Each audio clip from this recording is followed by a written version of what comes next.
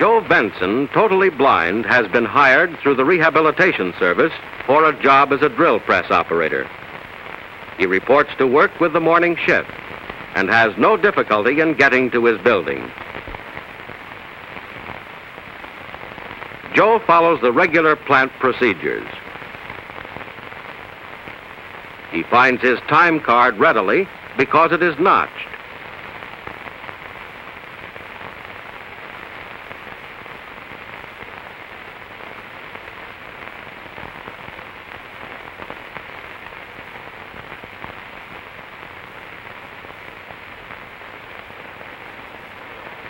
Joe's instructor has already shown him what a drill is like and what it's supposed to do. Before going on to the next step in the instruction, Joe proves that he has already mastered step number 1. All right, Joe, suppose you tell me how the drill operates. The drill points down this way and turns clockwise. And I can understand that the harder I press down on it while turning, the more it is likely to bite into the work. That's right. What else? These are the cutting edges or lips. Good. When the corner or these edges become rounded off, the drill is dull. Yeah, Joe, and then we send it to the grinder. All right, now for the machine itself. This is the main safe starting point. You'll notice that it's about waist high. Now, there are no exposed parts in the front or on either side that are moved by power, except these 2 shafts. So you'll always be safe in taking hold of it here, whether the machine is running or not. I understand. Now, before we check any further, we want to be sure that the machine is completely stopped. So let's move on down to the chuck, the part that holds the drill. First, you touch the top of the chuck, and then the chuck itself. Now, you keep your hand on the chuck while I give it a slow turn, so you can see the motion. Now, always use your left hand to make this check, Joe, because then your fingers are pointed in the direction of the rotation, and you can't get hurt. I see. Now, here is the table on which the work is placed. All right, Joe, suppose you repeat those movements and tell me just what you're doing. I start at about waist height and follow a safe path down to this chuck. I use my left hand so that my fingers will be pointed in the direction of the rotation. In this way, they won't get hurt. That's good, Joe. Now, take a look up here on top. This is the housing. It covers the pulleys and the gears and the moving belts. On this machine, all the gears are enclosed, and it's operated by an enclosed motor. Now, here at the left corner of the housing, you'll find 2 push buttons. You press the bottom one to start the motor and the top one to stop it. Now, I want you to start it. Now, stop it and look at the chuck to see if the machine is still moving.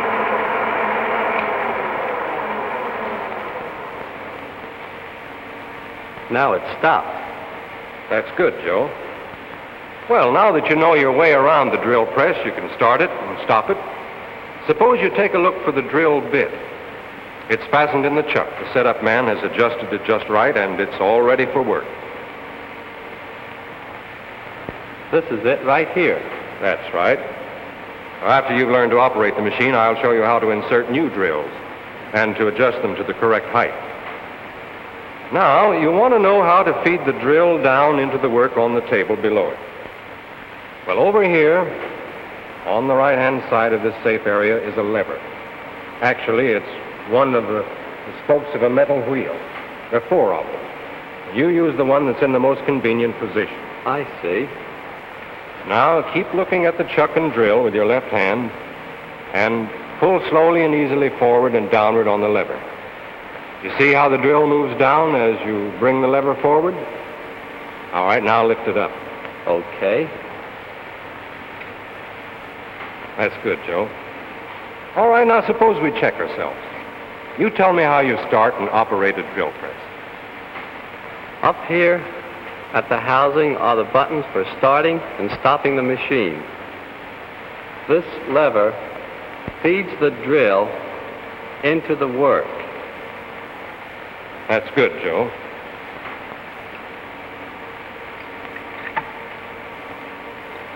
And here is the work that you're going to do. Take a look at this piece of tubing.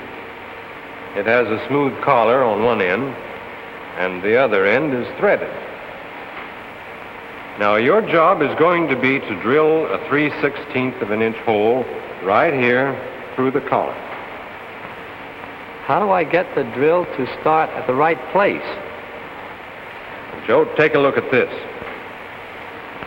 That's what we call a jig. It holds the work in place when you're drilling. It has this hardened steel bushing as a guide for the drill bit. Now turn it over. And you notice the thumb screws at each end? I see. The one at the right seems bigger than the other one. You're right, Joe, it is. Now take a look inside with your forefinger. And tell me what you find. There is a larger recess at the one end and a small hole inside. Yes, Joe, and that's the hole the drill comes through into the work. Then the tube fits in here? That's right, Joe. And with the collar fitting snugly in that larger part of the recess. Like that? That's right. Now tighten up on your larger thumb screw. That's so the hole will be accurately located. Now tighten up on the smaller thumb screw. That's so the work will be held securely in the jig. Well, that's it. All right, Joe. Would you mind taking the tube out of the jig and telling me how you'd put it back in again? First, I put the tube into the jig so that the collar fits snugly into the larger recess. Then I tighten the larger thumb screw and then the smaller one. And now you place the jig on the table with this bushing pointing away from you. Hold the jig firmly with the left hand with your forefinger over the hole in the bushing. Now I'll slide the jig over until the drill just touches the finger opposite the hole. I get it. Now you move the jig over until the drill is directly above the hole. And pull down on the lever and see how the drill goes into the hole.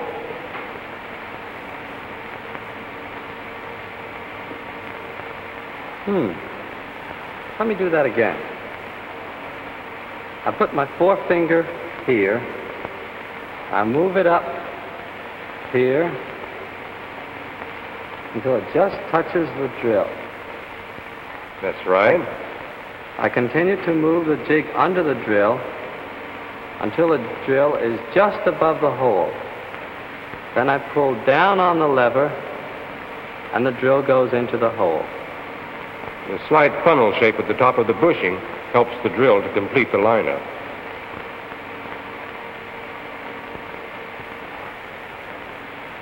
How'd I hit that one? That was first rate, Joe. All right. Now, there's just one more step before you actually start to drill. Over here to your right, fastened onto the table, is a cup. There's oil in it. And there's a brush. Now, will you take the brush and put a little oil on the drill?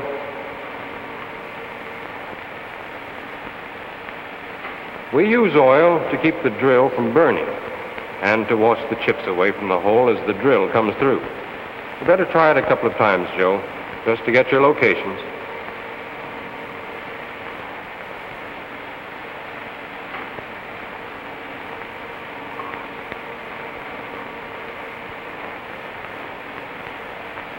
How's that? That's swell, Joe. Now put the brush back in the cup. Now start your motor. With your left hand, hold the jig in position.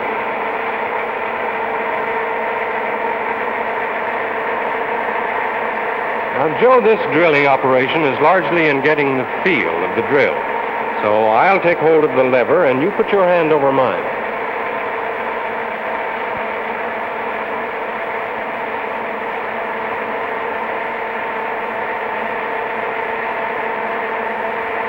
Now it's just beginning to come through, and you notice I ease up on the pressure, or I press down tight on the jig, remove the drill. Now, we eased up on the pressure, Joe, so the drill wouldn't grab too big a bite at that point. If we didn't ease up, we might chip or break the drill. All right, slide your jig back, pick it up, unscrew the thumb screws, take out the part, and I'll show you where to put it. Right over here in this box to your right, and with the holes pointing to the left. Now, Joe, there are two boxes here. The one to the right, that's for the finished parts, and the one to the left has the parts you're going to work on. Pick up a fresh one. And you'd better tell me what you're going to do before you do it. First, I place the tube in the jig with the collar fitting firmly in the larger recess. Then I tighten the larger thumb screw, then the smaller one. With my right hand, I brush a little oil on the drill.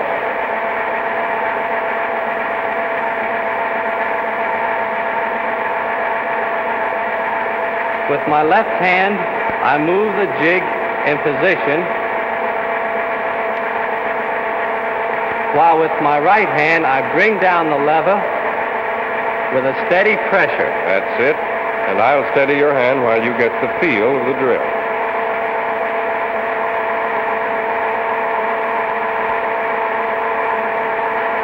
The drill is just starting to come through. I ease up, hold down tight on the jig, remove the drill, and slide the jig back. I remove the part and place it in the box on the right with the hole pointing to the left. That's good, Joe. All right, now suppose you do one or two while I stand by and watch. Okay.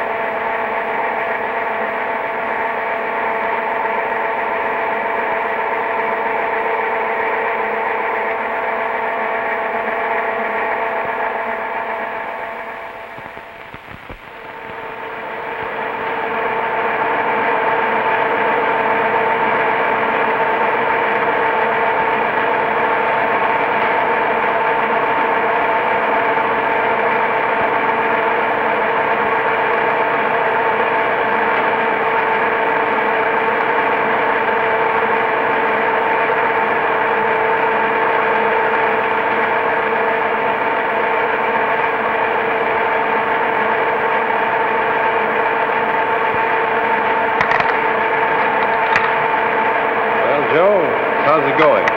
Why, all right. I'm beginning to feel quite friendly with the machine. Well, don't get too friendly with it. Keep it under control.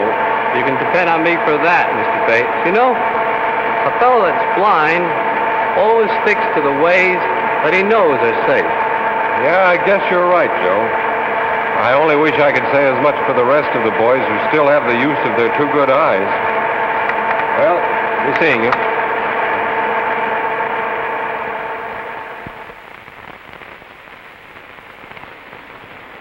Well, Fred, how's the new man doing at the drill press? Fine. Did you have any trouble instructing him? Not at all. Tell me, Fred, how did you go about it? Well, just the same as with a sighted person. You just have to keep 2 points in mind. First, that a blind person observes things through his sense of touch. And second, you've got to begin with a safe starting area and work out safe paths to the moving parts and controls. Otherwise, it's the same step-by-step procedure as in all good instruction. How's his production? Well, he's already made rate. By next week, he'll go way beyond it. That's fine.